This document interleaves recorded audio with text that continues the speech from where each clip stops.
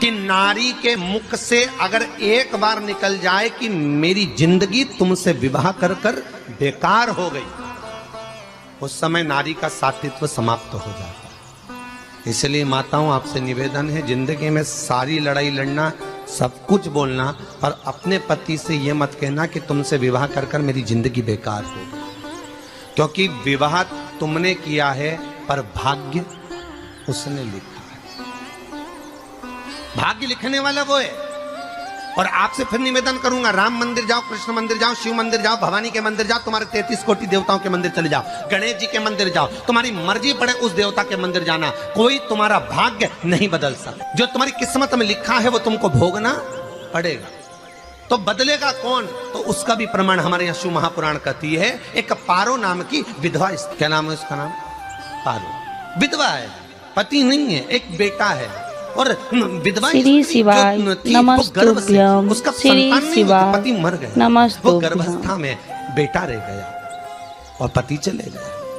पारो बड़ी दुखी थी, भगवान का भजन करती बहुत, घर में कुछ भी नहीं था, जो व्यापारी जो धन था उसके पति का वो सब लोग खा गए। जब जैसे व्यक्ति जब तक जीवित है तब तक संसार उसका है, जैसे ही वो गया उसका सारा धन भी उसके साथ चला गया। व्यापार धन रो पारो, आंखों से अश्रु बहता है, नैनों से जल बहता है, नैनों से बिंदु बहता है, और पारो की आंखों से जब आंसू बह रहा है, अश्रु निकल रहा है, जल बह रहा है। बेटे को जन्म दिया, उसने सोचा अपनी जिंदगी तो बेकार हो गई, पर बेटा जन्म लिया तो इसका नाम अच्छा रख दूं तो हो सकता है भाग्य आगे अच्छा हो। तो उसने उसका नाम भाग्य सिंह रख दिया। क्या नाम रखा? भाग्य सिंह। भाग्य अच्छा रहेगा इसका, तो हो सकता है कुछ अच्छा कर ले। पर बेटे की भी किस्मत इतनी प्रबल नहीं। माँ जगह जगह बर्तन मांझ कर काम कर कर बच्चे का पालन कर ली, बच्चा थोड़ा बड़ा हो। माँ, मेरे सारे मित्र सेठ हैं, मेरा ही किस्मत, मेरा ही भाग्य ऐसा क्यों है? मेरी ही किस्मत ऐसी क्यों है? ऐसा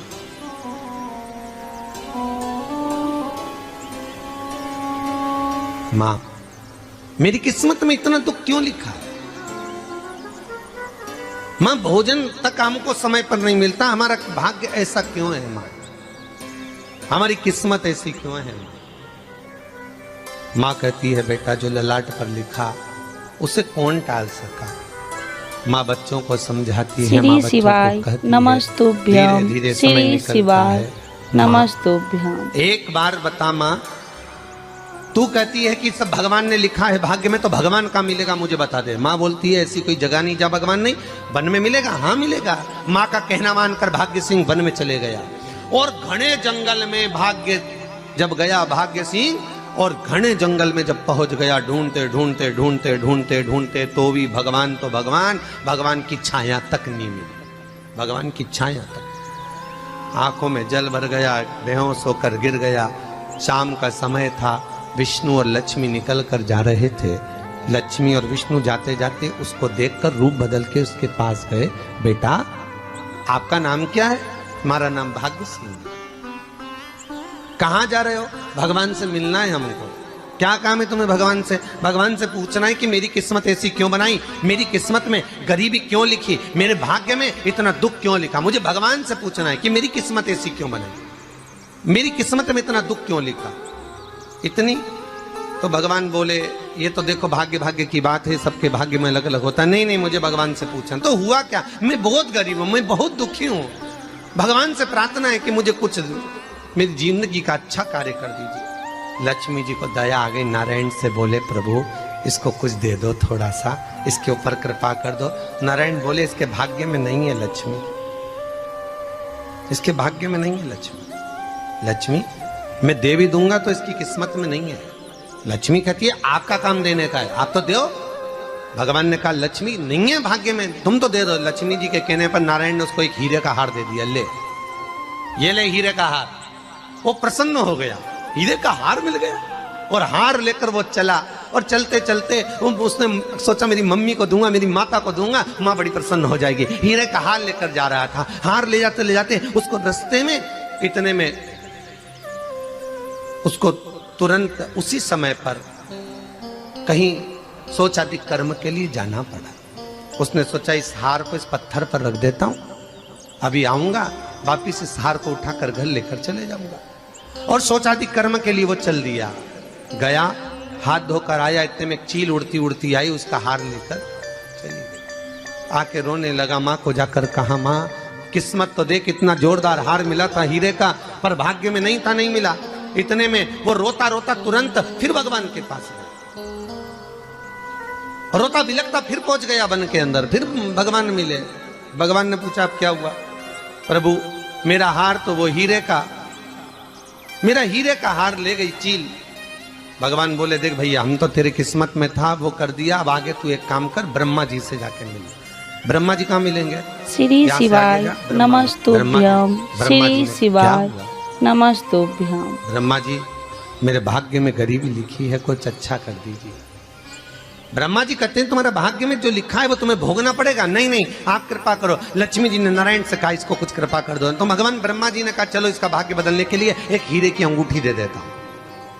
भगवान ने उसको हीरे की अंगूठी दे दी। अब हीरे की अंगूठी दी, फिर वो लेकर चला। इतना खुश था, अब मुझे हीरे की अंगूठी मिल गई, अब मुझे हीरे की अंगूठी मिल गई। इतना प्रसन्न होकर जा रहा था, इतने में इसको लग गई प्यास। इसने सोचा पानी पी लूं। पानी पीने के लिए इसने मुंह को करा नीचे, जेब में रखी थी अंगूठी, वो पानी में लुढ़क गई। लुढ़कते से एक मछली निगल गई, अंगूठी भी हाथ से। देखिए, कोई कितना भी साथ दे दे, पर भाग्य में अगर सुख लिखा होगा तो वो अपने आप मिलेगा। नहीं, फिर आया, फिर मां से कहा, मां ऐसा हो। माँ ने कहा, चल जाने दे, तू रोज रोज बहाना बना के चले जाता है, दिन भर इधर उधर घूमता रहता है, शाम को आता है और बहाने बना के कहाँ की स्टोरी सुनाता रहता है, ना जाने कहाँ की कहानियां सुनाता रहता है। चल काम पे जा, कुछ काम कर तो भाग्य बदलेगा। नहीं नहीं माँ, मैं सत्य बोल रहा हूँ। नहीं माना, फिर चले गया। नारायण ने कहा, एक काम करो, अब तुम शंकर जी के पास जाओ, शिव जी के पास जाओ। भोलेनाथ जी ने उसको हीरे की पोटली दे दी। वो हीरे की पोटली ले जाकर अब की बार सोचा कहीं रुकूंगा ही नहीं, सीधे घर गया। मम्मी को याद करा, माँ नहीं थी। उसने एक लोटे के अंदर हीरे रख दिए, मैं माता को ढूंढ के आता हूँ। माँ को ढूंढने गए, इसमें चोर घुस गए घर के अंदर, लोटा ही ले गए हीरे। फिर आके देखा, फिर माँ ने कहा, फिर बहाने बनाया तूने, फिर स्टोरी सुने, फिर कहानी सुने। माँ, मैं सत्य कह रहा हूं, सत्य। आखिरी में हार गया। फिर भगवान विष्णु और ब्रह्मा ने एक ही बात कही, तू शंकर के मंदिर की चौखट पर जा। वहां क्या करना पड़ेगा मुझे?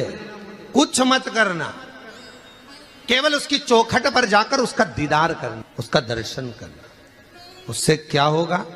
भगवान विष्णु और ब्रह्मा कहते हैं, 33 कोटि देवताओं के पास जाएगा तो कुछ नहीं होने वाला, पर शंकर के दरवाजे पर भाग्य देवी रोज प्रतिदिन झाड़ू लगाती है।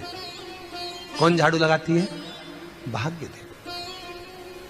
आपसे निवेदन है, बहुत सुंदर कथा, इससे समझना कि विष्णु, ब्रह्मा, राम, कृष्ण आदि 33 कोटि देवताओं के पास तुम चले जाओ, कोई तुम्हारा भाग्य नहीं बदल सकता। हाँ, अगर भाग्य देवी का तुम स्मरण करो, किसी मंदिर में जाना तो ये भगवान से कहना, भगवान लक्ष्मी दो। भगवान से लक्ष्मी मत मांगना, भगवान से कहना मेरा भाग्य ऐसा कर दो, या भाग्य देवी की कृपा मुझ पर बरसा दो, जिससे मेरा भाग्य बदल जाए, कुछ अच्छा हो जाए मेरी जिंदगी में। तो जाके शंकर के मंदिर के बाहर खड़े हो, भाग्य देवी माँ झाड़ू लगाती है, भाग्य देवी उनकी चौखट पर बैठी रहती है। तू जा, उससे क्या होगा? बस देवता तो तेरी जिंदगी बदलने के लिए कब से इंतजार कर रहे हैं, पर तेरा भाग्य नहीं बदल पा रहा। तेरा भाग्य बदलेगी तो भाग्य देवी ही गया। शिव मंदिर के दरवाजे पर जाकर खड़ा हो जाता, भीड़ होती तो दरवाजे से दर्शन कर लेता, बाबा से नयन मिलाता, रोज प्रतिदिन जाता। एक दिन शंकर जी ने भाग्य देवी से कहा, देवी इसका भाग्य बदल दो। देवी कहती है, भोलेनाथ इसकी किस्मत में ब्रह्मा जी ने यही लिखा है दुख, इसकी किस्मत में ठोकरें खाना ही लिखा है। भाग्य देवी तुम मेरे दरवाजे की झाड़ू लगाती हो, आज इसके भाग्य की झाड़ू लगाइए। भाग्य देवी ने कहा भोलेनाथ आप कह रहे हो। श्री शिवाय नमस्तुभ्यम, श्री शिवाय नमस्तुभ्यम।